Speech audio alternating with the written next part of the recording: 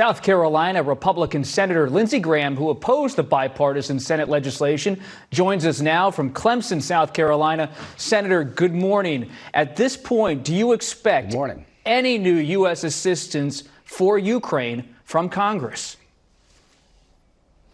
Yes, I do. I feel very optimistic after having been on the phone all weekend talking with my House colleagues that there's a way forward regarding the border and Ukraine. The Problem Solvers Caucus, Congressman Fitzpatrick and Gossenheim, I'm sorry, Josh, I can't Josh remember your Gottheimer last from name New Jersey. Gossenheim. Yeah, they've got a pretty creative idea. Here's what they're saying. Let's go back to remain in Mexico as a border security policy, and that was the #1 request of the Border Patrol on our visit to Texas. Senator Scott, go back to remain in Mexico. You have to wait in Mexico for your asylum claim. You're not released in the United States. And secondly, to reinstitute Title 42. Those two things on the border, I think, are simple, will work, and they want to slim down the aid package to $60 billion, all lethal aid. And here's what I told them. I think that's a winning combination. I suggested making the lethal aid a loan, like President Trump has suggested. The Europeans gave Ukraine $50 billion. 33 of it was a loan. So I think if you turn the lethal aid into a loan, do remain in Mexico, Title 42, that combination not only gets through the House, it picks up votes in the Senate. It would be welcome relief to the Ukraine. It would be a blow to Putin. It will also help Israel and Taiwan. Senator Graham, let's stop there for a moment. You stunned many of your colleagues and U.S. allies around the world when you opposed this recent. I did. No, you did. With opposing this bipartisan legislation. Now it seems you are prepared to support this emerging House legislation from some of these centrist Republicans and Democrats. To be clear, this is a $66 billion package that goes across Israel, Ukraine, and border security. Are you saying this morning that you are a yes vote on the Fitzpatrick House proposal?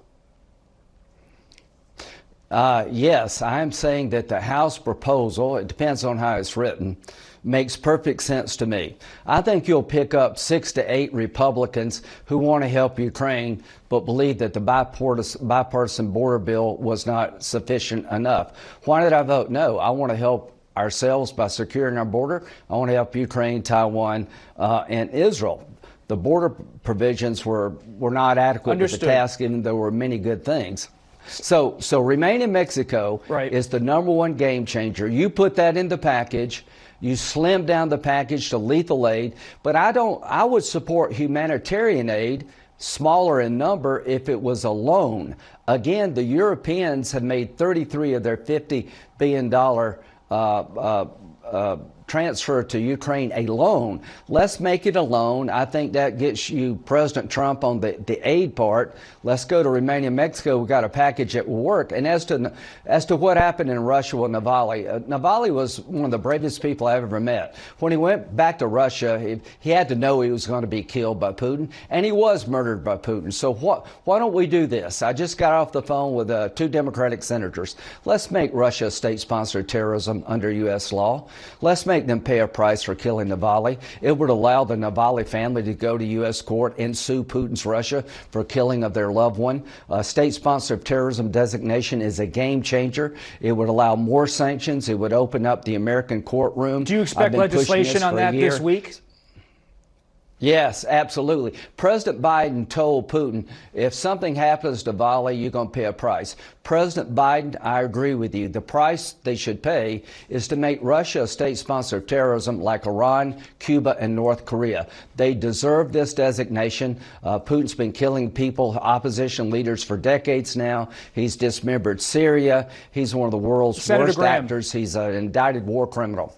Yeah. I want to come back to what you said about this news you just made, that you're now supporting House legislation on Ukraine funding after opposing the Senate legislation. You said you think you can get former President Trump to buy in on some components. That's a big guess. Have you spoken to former President Trump about your new support for this House bill? And are you confident you can convince him to not try to kill what Brian Fitzpatrick, the House member from Pennsylvania, is putting forward? Good question. I have not spoken to President Trump about this package. I spoke to President Trump earlier in the week about making the aid to Ukraine alone. This was his idea, not mine. We did Lend-Lease to Britain. We're $34 trillion in debt. Ukraine has minerals. They have a lot of resources. Israel has a strong economy. They've been hurt badly by October the 7th. Taiwan is a pretty rich nation. Why don't we do this? Make a favorable loan to all three of these allies. Let them pay us back when they can, if they can, because we're $34 trillion in debt. That's the Trump idea. If you embrace that, I think you get a lot of votes in the House and the Senate. President Trump says, let's wait on the border. With all due respect, we cannot wait. It's a national security nightmare. A 2,000% increase in people on the terrorist watch list coming across the border in 2 years. 5 billion people could be killed by the amount of fentanyl coming across our southern border. The largest loss of life of young people in America is fentanyl poisoning coming across the southern border. So I don't want to wait. I want to act now on the border. I want to turn the aid package into a loan. That makes perfect sense to me. And I think the bipartisan problem solvers group has an idea that will sell. So if you're Putin, I want you to know we're not going to pull the plug on Ukraine. We're going to come after you. We're going to make your country a state sponsor of terrorism. You're going to pay a heavy price for murdering this brave man. But Putin's watching what's happening in Congress, and he must wonder, where is the Republican Party these days? Former President Trump has been invited by President Zelensky to come to the front lines.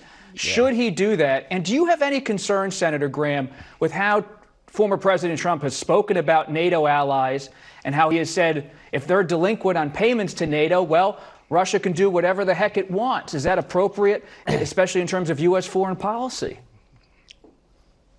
I think what's appropriate is for everybody to meet the obligation of 2%.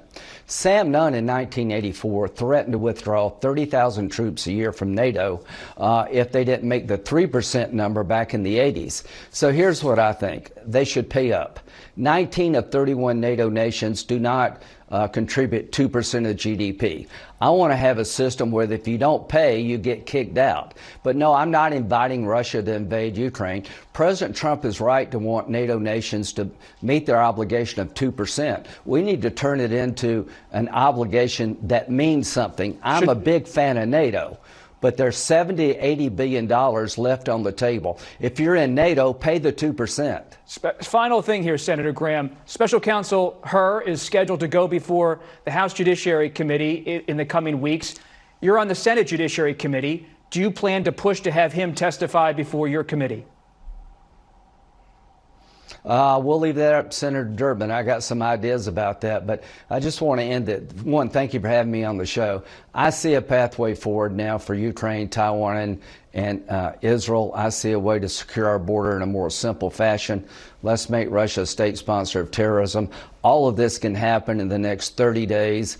It would be a game changer for the world. So we'll see what happens. The talks seem dead. Now they seem alive. Senator Lindsey Graham of South Carolina, thank you. Thank you.